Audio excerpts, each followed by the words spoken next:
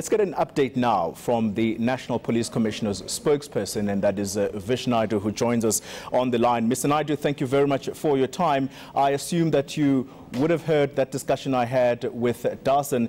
Are you able to give us a full picture tonight of whether or not indeed calm has been restored 100%? That's what Darson is telling me, but what are you from the police's side seeing and hearing?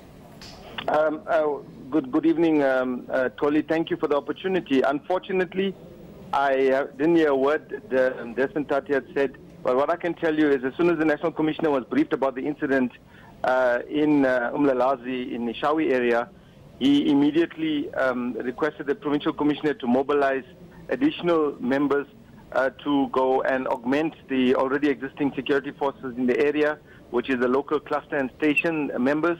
And we augmented those forces with the tactical response teams, which is commonly known as the TRT, and public order police.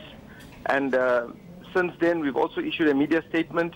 To complement that media statement, we have requested the Provincial Commissioner to engage with the local leadership, that is the political leadership as well as the religious leadership in the area, to ask them to bring the community to be calm and tolerant, because in respect of the killing of this 30-year-old man, Mr. Kulu, a suspect was arrested, and the community should allow for the court processes to continue and, allow it to continue unabated. So having to, resort to violence, causing of destruction is not going to help the cause in any way. And this was the message by the National Commissioner to the community of Umlalazi.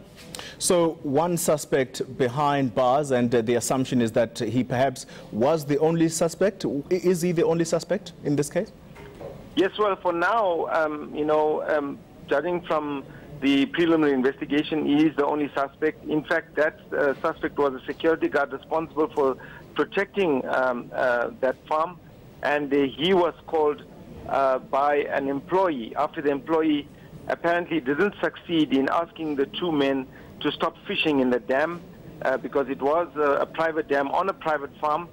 And when he called the security guard and the security guard confronted them, an altercation ensued, which resulted in Mr. Kulu being shot and subsequently killed.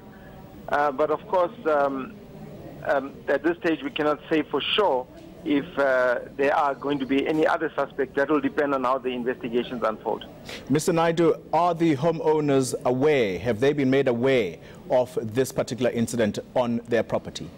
Well, for now, we know of one farmhouse that was set alight, and around that farm there was a sugarcane plantation and other plantations belonging to other property owners. So those property owners are being engaged. Some of them have, not all of them have been engaged or informed of what happened. By now, I cannot say for sure if all of them have been, because that was the process that was unfolding as the day was progressing. But that's one of the things that we needed to do, inform them, but more importantly, to get statements from them, because the National Commissioner has always also asked for an investigative team to be mobilized, because while we're calling for calm to be restored to that area, we still have further investigations to conduct as far as the burning of the house and the farms concerned, because there are two cases of which we know so far, which will be arson and malicious damage to property.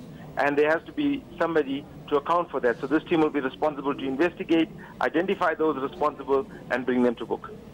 Mr. Naidoo, just as a final question to you, it does appear that there are existing tensions in that area. Are police aware of these tensions? Have there been any incidents of this nature reported to you? And what have you done about it thus far? Because my colleague is telling me that a boy last year was assaulted by a farmer, and of course he's still working that story to find out what the details of that particular one was. But it does appear that there are existing tensions in that area. Are you able to assess as such?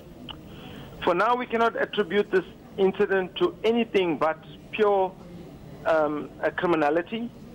And we cannot attribute it to any past incidents, because as I said, this investigative team has been set up to determine who was responsible for the burning of the farmhouse, as well as those plantations. But over and above that, to see if there were any other causes to these unrest unfolding. But at this stage, we cannot attribute it to, from the preliminary investigations, we can't attribute it to anything more than the fact that a community member was killed by a security guard, and the community decided unlawfully so to mobilize and block off roads and set buildings and farms alight. All right. Thank you very much for your time. That was Vish Naidoo, the spokesperson for the National Commissioner of the Police.